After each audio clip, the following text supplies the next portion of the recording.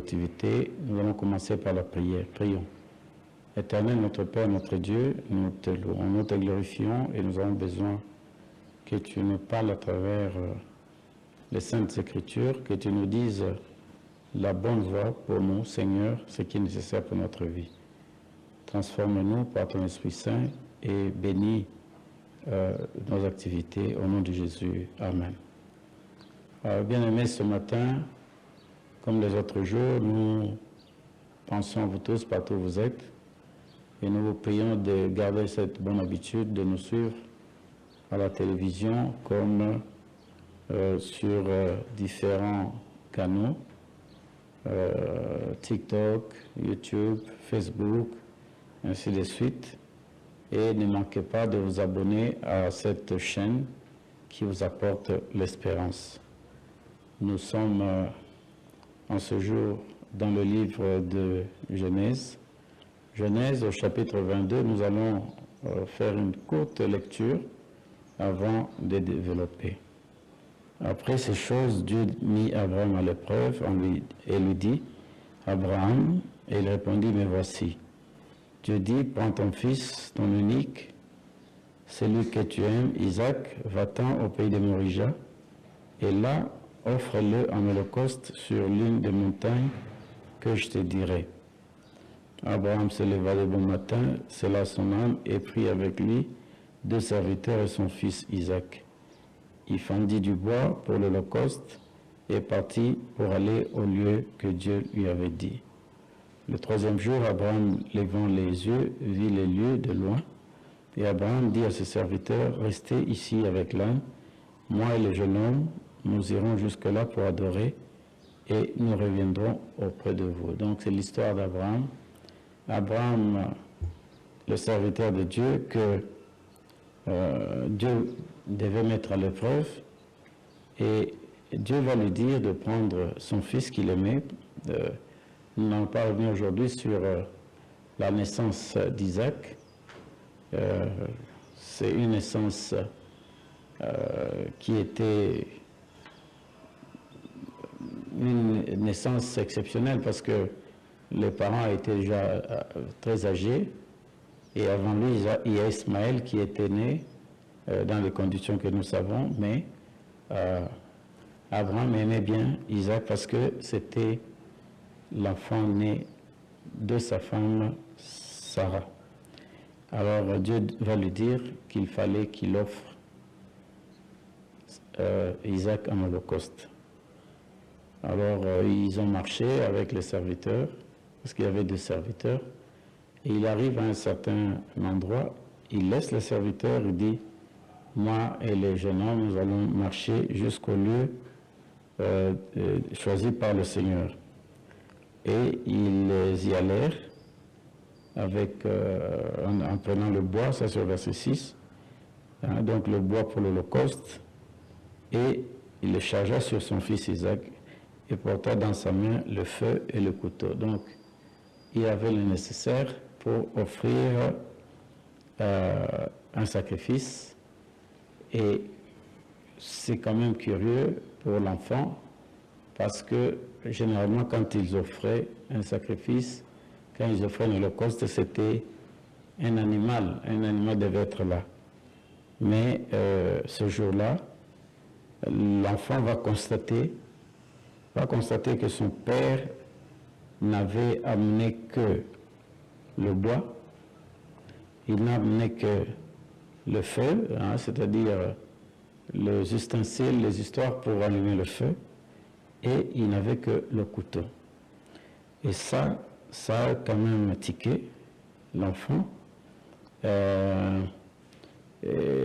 Alors, au verset 7, alors Isaac, parlant à Abraham, son père, dit, « Mon père », et répondit, « Mais voici mon fils. » Isaac reprit, « Voici le feu et le bois, mais où est l'agneau pour l'holocauste ?»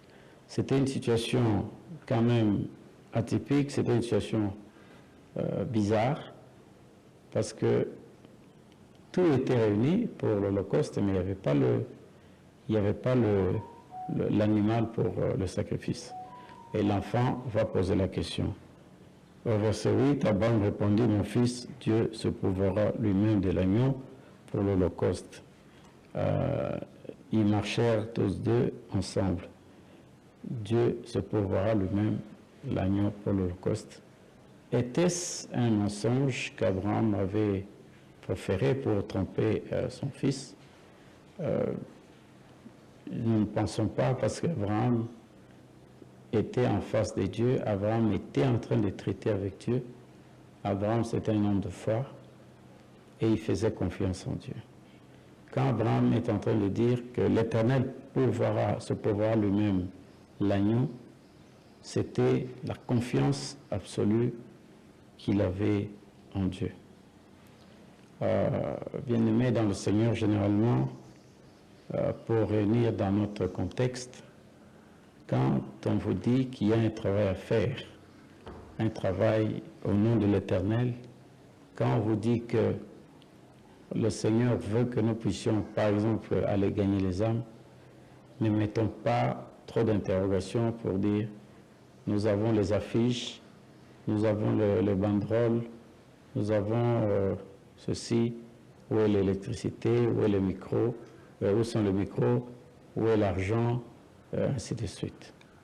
Parce que c'est la volonté de Dieu. C'est Dieu qui dit à Abraham, hein, vas-y, prends ton fils et tout ça, va au pays de Morija et là offre-le en holocauste, c'est-à-dire que c'est Dieu qui prend l'initiative et là, il faut lui faire confiance qu'il sait. Les moyens peuvent paraître insuffisants, la situation peut être atypique, comme nous avons dit, mais nous devons faire confiance à Dieu. Il dit carrément que Dieu va se prouver lui-même. Et sur le plan prophétique, l'histoire a montré que dès le début, quand le péché est entré dans le monde, il y avait une nécessité qui est un agneau qui soit immolé. Il y avait nécessité que le sang puisse couler et ce sang qui devait couler représentait le Fils de Dieu qui devait mourir. Et ça, depuis le jardin d'Éden, le Seigneur s'est employé à enseigner à ses serviteurs qu'il y aura dans la postérité un sacrifice immense qui va sauver l'humanité. Un sacrifice immense de l'agneau de Dieu qui sera symbolisé par l'agneau de Dieu et son sang va sauver l'humanité. Alors, évidemment, là, Abraham parle à son fils et dit, Dieu se prouvera lui-même parce qu'il avait confiance en Dieu. Et dans la suite de l'histoire, pour ne pas prendre beaucoup de temps, nous voyons très bien que quand Abraham arrive sur les lieux, il prend l'enfant, il l'attache, parce que l'enfant aussi était un enfant très obéissant. Il a fait confiance à son père, comme son père faisait confiance à Dieu. Il a lié l'enfant, il a mis le bois en dessous, donc il restait seulement que le couteau puisse transpercer l'enfant, le sang allait couler, et en ce moment-là, Abraham allait tout simplement mettre le feu pour consumer l'enfant. C'est là démontrer une foi énorme. Nous ne savons pas si nous, à notre époque, nous oserions même croire, nous oserions même arriver à cette étape. Je crois que le moment où Dieu ne nous donnerait pas tout le nécessaire, nous sommes prêts à discuter, nous sommes prêts à laisser tomber. Voilà, il n'y a rien. Et nous nous en prenons aux serviteurs de Dieu pour dire il n'y a rien qui marche, pourquoi ils le font? Ils le font pour remplir leur rapport, ainsi de suite. Alors qu'en réalité, les serviteurs de Dieu, ils vont, comme Abraham est allé, ils font confiance à l'Éternel. Alors, au moment où Abraham prend son couteau et il veut égorger l'enfant, il y a une voix qui sort au verset 10. Puis Abraham étendit la main, il prit le couteau, pour égorger son fils. Alors l'ange de l'Éternel l'appela des cieux et dit, Abraham, Abraham, et répondit, mais voici.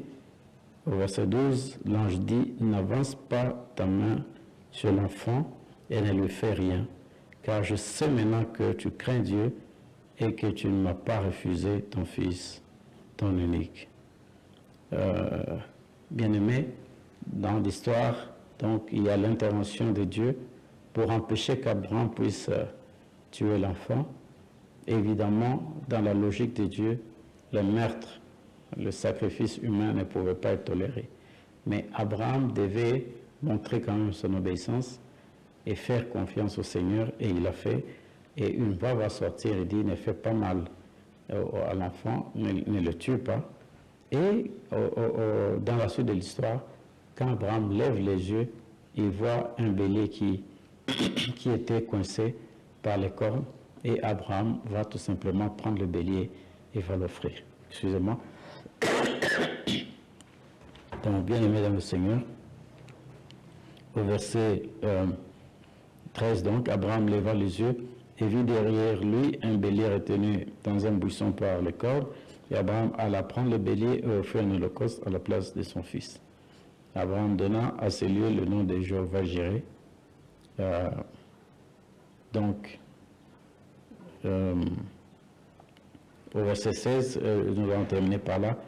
Et l'ange 15, l'ange de l'Éternel appela une seconde fois Abraham des cieux et dit, je le jure par moi-même, par l'Éternel, parce que tu as fait cela et que tu n'as pas refusé ton fils, ton unique, je te bénirai et je multiplierai ta postérité comme les étoiles du ciel et comme le sable qui est sur le bord de la mer, et ta postérité possédera la porte de ses ennemis.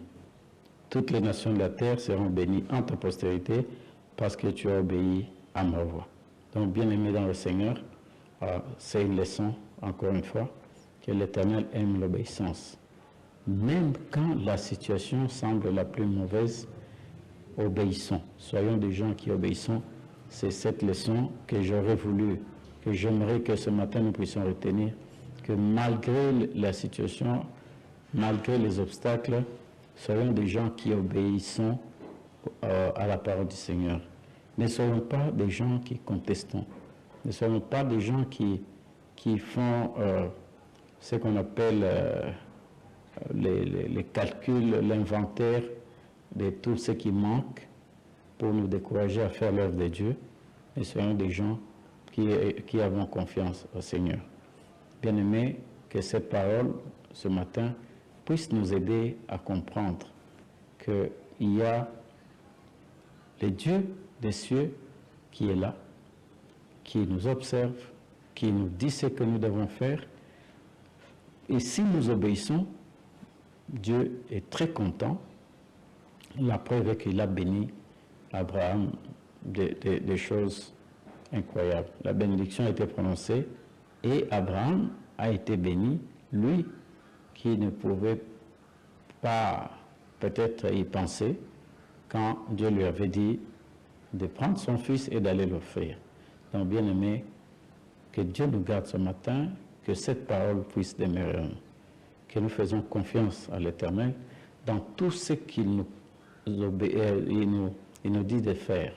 Si le Seigneur nous dit de faire ceci, ayons confiance que, il va pourvoir ce qui manque, ça c'est un. Des deux, si nous avons obéi, il va être content et va nous bénir. Que cette parole reste gravée en nous durant toute la journée et durant notre vie, au nom de Jésus. Amen.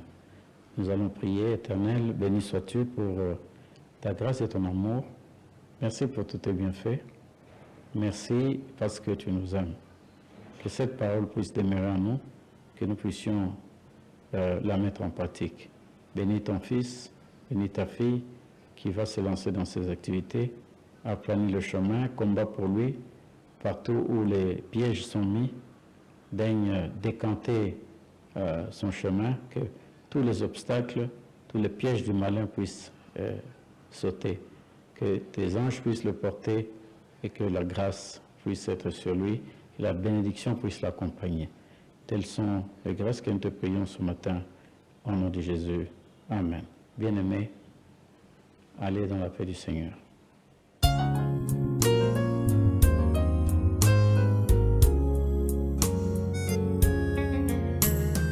Oh, what a wonderful, wonderful day I will never forget.